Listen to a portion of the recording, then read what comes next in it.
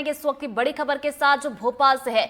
MP से निर्विरोध राज्यसभा सांसद चुने गए हैं जॉर्ज कुरियन। आपको बता दें कि सीएम और वीडी शर्मा के साथ विधानसभा जाएंगे जॉर्ज कुरियन। तो विधानसभा जाकर जीत का सर्टिफिकेट लेंगे और कांग्रेस ने राज्यसभा सीट के लिए कोई उम्मीदवार नहीं उतारा था। ज्योतिरादित्य सिंधिया के लोकसभा सांसद बनने पर यह सीट खाली हुई थी। तो बड़ी खबर इस वक्त भोपाल से। आपको एक बार फिर से बता दें, मध्य प्रदेश से निर्विरोध राज्यसभा सांसद चुन लिए गए हैं जॉर्ज कुरियन और सीएम और वीडी शर्मा के साथ अब विधानसभा जाएंगे वो।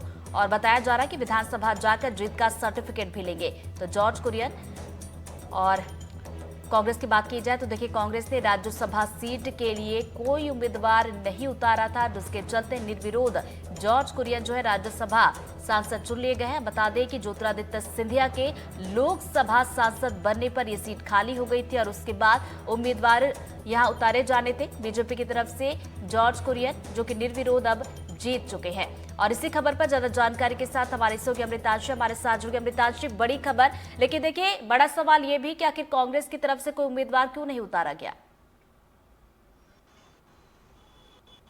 बिल्कुल, देखिए जाहिर तौर पर जिस तरह से राज्यसभा के हाउस में सीटें देखी जाती हैं उसी के बाद ये तय किया जाता है, क्योंकि पहले से ही ये सीट ज्योतिरादित्य सिंधिया के पास थी। राज्यसभा सांसद ज्योतिरादित्य सिंधिया थे।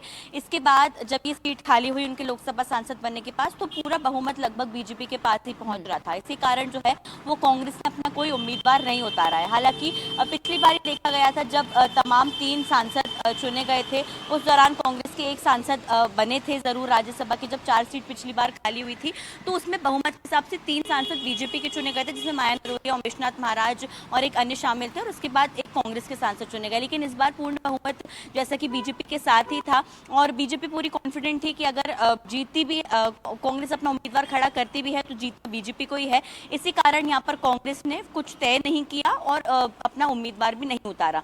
लेकिन मध्य प्रदेश के कोटे से एक और राज्यसभा सांसद चुने जा चुके हैं, जो कि मध्य प्रदेश के नहीं है, हालांकि बाहर के हैं, जो दक्षिण के राज्य से आते हैं। एल मुरुगन के बाद अब जॉर्ज कुरियन दूसरे ऐसे सांसद हो गए हैं राज्यसभा के जो कि दक्षिण के राज्यों से आते हैं। जॉर्ज कुरियन की अगर बात करें तो उनका जो है यहाँ पर निर्विरोध निर्वाचित होना भी तय था, इसलिए वो तय भी हो गए। हालांकि क्योंकि राज्यसभा की जो पूरी प्रक्रिया थी, जो रिजल्ट थे वो 4 सितंबर को आने वाले थे, लेकिन क्योंकि यहाँ पर कोई उम्मीदवार नहीं था, सामने कोई कॉम्पिटिटर था नहीं, इसी कारण वो निर्विरोध निर्वाचित हुए। अब आज उनकी जीत का सर्टिफिकेट लेने के लिए वो अब से कुछ ही देर बाद विधानसभा पहुंचने वाले हैं। उनके साथ मुख्यमंत्री मोहन यादव और इसके साथ ही साथ प्रदेश अध्यक्ष वीडी शर्मा भी मौजूद रहने वाले हैं, जो कि उनकी जीत का सर्टिफिकेट लेंगे।